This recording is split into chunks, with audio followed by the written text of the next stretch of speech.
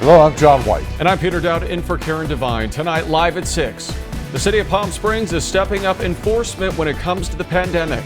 Tonight, all new at 6, we're going in depth in an ITeam investigation on plans to move into the next phase of enforcement and what this means for businesses and vacation rentals in the city.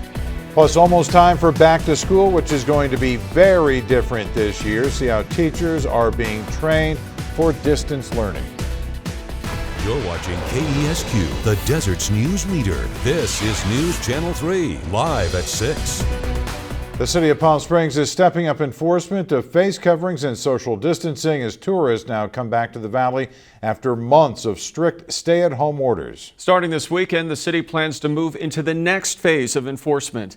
And in tonight's ITeam investigation, I uncovered how many businesses and vacation rentals were recently inspected and also issued citations.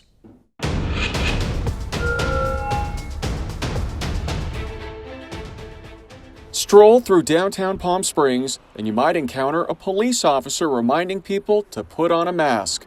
There are also electronic warning signs encouraging people to cover their faces. The city has made masks and social distancing mandatory in many public settings and specifically in and around businesses. So we looked at the city's code compliance report for the week of July 13th through 19th, and here's what we discovered. There were 158 total complaints, including vacation rentals, most of them coming from the Code Enforcement Hotline. A total of 55 businesses were inspected for a variety of reasons, with at least one of them cited for violating the face covering order.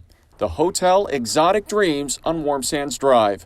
According to the Code Compliance Report, last Friday, officers discovered a large gathering at a pool with a DJ with no social distancing and no one wearing face coverings.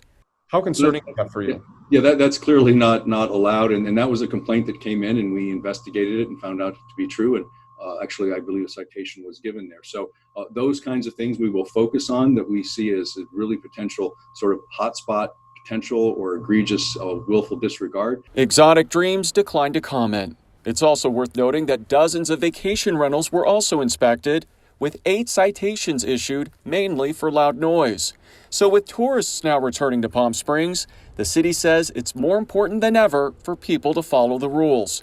Starting this weekend, the city plans to begin issuing more citations, not just warnings, to anyone not wearing a mask. Palm Springs has to be about being safe, or we're not going to be a tourism destination for one. And number two, the residents that live here deserve to feel safe. So they need to have a comfort level that we're enforcing the laws because, again, this is not about any one individual. This is about all of us. The city says most people and businesses have cooperated with the order, but if you would like to make a complaint, you can call the Code Enforcement Hotline at 760-778-8434. And you can also see my full interview with David Reddy coming up at 6:30 on CBS Local 2.